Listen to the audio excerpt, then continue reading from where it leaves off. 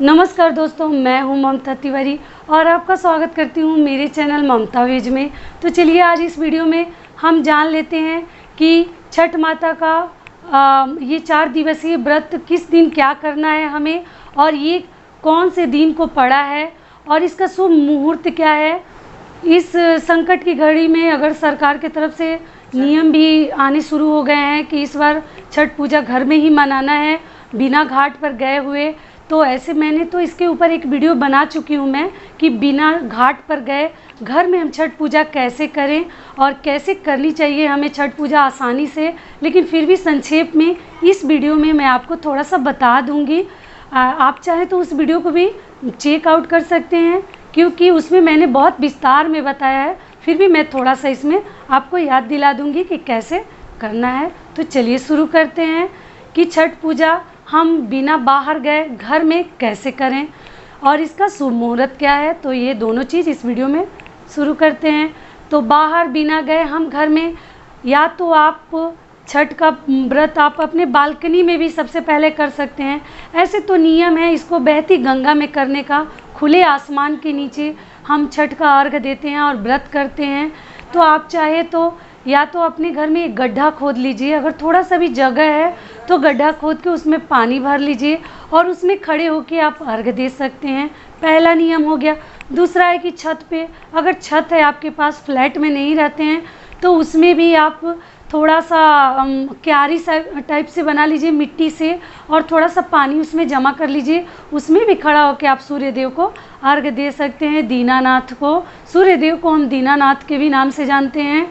और तीसरा है कि अगर आपके घर में अगर फ्लैट के आसपास स्विमिंग पूल है तो वहाँ भी तो लोग करते हैं इसको। देश विदेशों में तो स्विमिंग पूल में भी मैक्सिमम लोग करते हैं, तो वो तो आपको जानकारी ही होगा।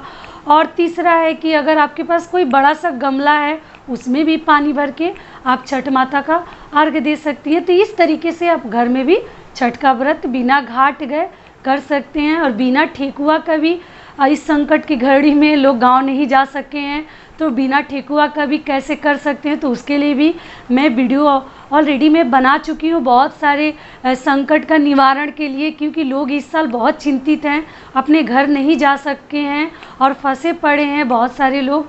तो आप मेरे वीडियो को चेकआउट करिए थोड़ा सा। मैं लिंक भी दे दूँगी प्लेलिस्ट का, जितनी मैंने छठ से जुड़ी वीडियोज़ बनाए हैं, तो आप थोड़ा सा वहाँ पर अगर आपको पसंद है तो आप कर सकते हैं। तो चलिए अब मैं मुहूर्त की बात थोड़ा सा आपको बता देती हूँ। पूजा की शुरुआत नहाए खाए से होती है।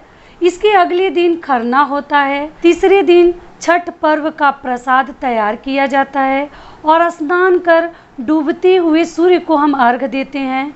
छठ पर्व के चौथे दिन, जो आखिरी दिन भी हम बोलते हैं, जिस दिन समापन होता है, आखिरी दिन हम उगते हुए सूर्य, जब सूर्योदय होता है उस समय हम सूर्य देव की आराधना की जाती है और हम करते हैं।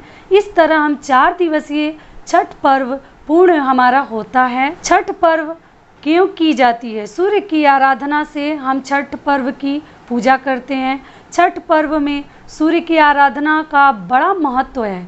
धार्मिक मान्यताओं के अनुसार छठी माता को सूर्य देवता की बहन माना जाता है।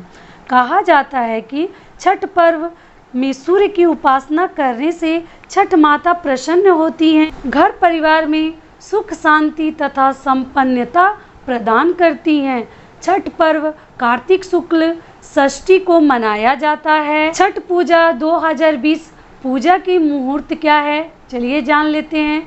2020 में 20 नवंबर को छठ पर्व की शुरुआत होगी। इस दिन सूर्योदय 6:48 पर होगा तथा सूर्यास्त होगा 17:26 पर।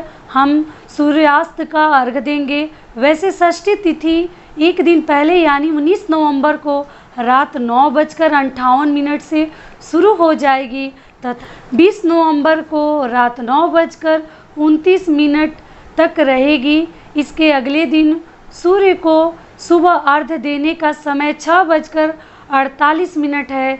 छठ पूजा में किस दिन क्या होता है? तो पहले दिन नहा खाए व्रत रखने वाली महिलाएं स्नान करने के बाद नए वस्त्र धारण करती हैं, शाम को शाकाहारी भोजन करती हैं। दूसरे दिन खरना कार्तिक शुक्ल पंचमी को महिलाएं पूरे दिन व्रत रखती हैं और शाम को भोजन करती हैं। शाम को चावल एवं गुड़ से बनी खीर बनाकर खाई जाती है। तीसरे दिन षष्ठी के दिन इस दिन छठ पर्व का प्रसाद बनाया जाता है और अधिकांश स्थानों पर चावल के लड्डू बनाए जाते हैं। प्रसाद एवं फल बांस की टोकरी में सजाए जाते हैं।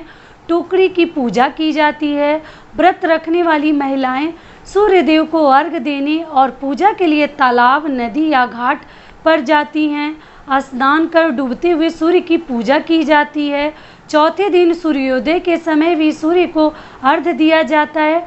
पूजा के बाद प्रसाद बांटकर छठ पूजा संपन्न की जाती है।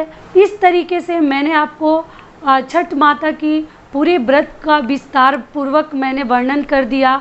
तो आशा करती हूँ कि आपको ये वीडियो थोड़ा सा सहायता करेगा और हेल्पफुल होगा। तो पसंद आए तो प्लीज़ फ्रेंड लाइक और कमेंट देना बिल्कुल मत भूलिएगा। और चलिए मैं भी जा रही हूँ छठ व्रत की तैयारियों में जुट जाती हूँ और मुझे भी ये व्रत करना है। तो आशा करती हूँ कि आपका भी व्रत जो है संपूर्ण हो और मेरा भी हो।